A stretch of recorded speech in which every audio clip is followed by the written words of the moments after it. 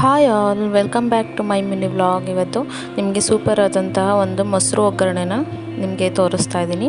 ಮನೇಲಿ ಮೊಸರಿದ್ರೆ ಸಾಕು ಈ ರೆಸಿಪಿನ ಮಾಡ್ಕೊಳ್ಬೋದು. ಇಲ್ಲಿ ಒಂದು ಕಡಾಯಿಗೆ ಒಂದು 4-5 ಟೇಬಲ್ ಸ್ಪೂನ್ ಆಗೋಷ್ಟು ಎಣ್ಣೆನ ಹಾಕ್ಕೊಂಡು ಅದಕ್ಕೆ 1 ಟೇಬಲ್ ಸ್ಪೂನ್ ಆಗೋಷ್ಟು ಸಾಸಿವೆ ಮತ್ತು ಸ್ವಲ್ಪ ಬೆಳ್ಳುಳ್ಳಿನ ಹಾಕ್ಕೊಳ್ತಾ ಇದ್ದೀನಿ. ಬೆಳ್ಳುಳ್ಳಿ ಮತ್ತು ಸ್ವಲ್ಪ ಒಣಮೆಣಸಿನ್ಕಾಯಿನ ಸೇರಿಸ್ಕೊಳ್ತಾ ಇದ್ದೀನಿ. ಹಾಗೆ ಸ್ವಲ್ಪ ಕರಿಬೇವಿನ ಸೊಪ್ಪು ಕೂಡ ಸೇರಿಸ್ಕೊಳ್ತಾ ಇದ್ದೀನಿ. ಅದನ್ನು ಚೆನ್ನಾಗಿ ಎಣ್ಣೆಯಲ್ಲಿ ಫ್ರೈ ಮಾಡ್ಕೊಳ್ಳಿ.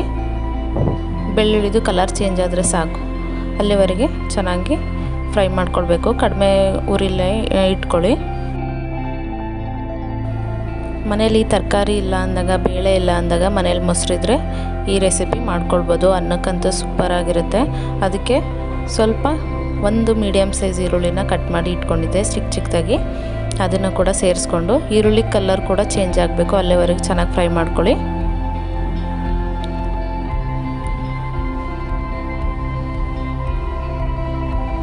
ನೋಡಿ, ಈ ರೀತಿ ಕಡಿಮೆ ಉರಿಲೇನೆ ಚೆನ್ನಾಗಿ ಫ್ರೈ ಮಾಡ್ಕೋಬೇಕು.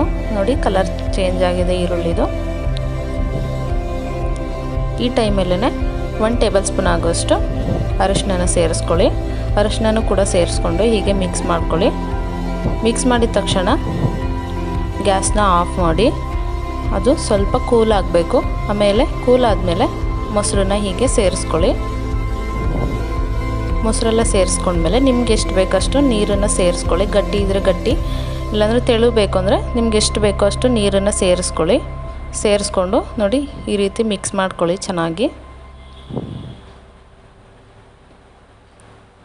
ಅನ್ನಕ್ಕಂತೂ ಸೂಪರಾಗಿರುತ್ತೆ. ಅನ್ನಕ್ಕೆ, ಮುದ್ದೆಗೆಲ್ಲ ನಿಮಗೆ ರುಚಿಗೆ ಎಷ್ಟು ಬೇಕೋ ಅಷ್ಟು ಉಪ್ಪು ಸೇರಿಸ್ಕೊಳ್ಳಿ. ಉಪ್ಪನ್ನು ಸೇರಿಸ್ಕೊಂಡು ಚೆನ್ನಾಗಿ ಮಿಕ್ಸ್ ಮಾಡಿ. ನೋಡಿ, ಅನ್ನಕ್ಕಂತೂ ಸೂಪರಾಗಿರುತ್ತೆ ಈ ರೆಸಿಪಿ ಮೊಸರು ಒಗ್ಗರಣೆ.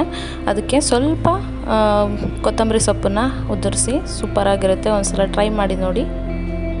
Thank you.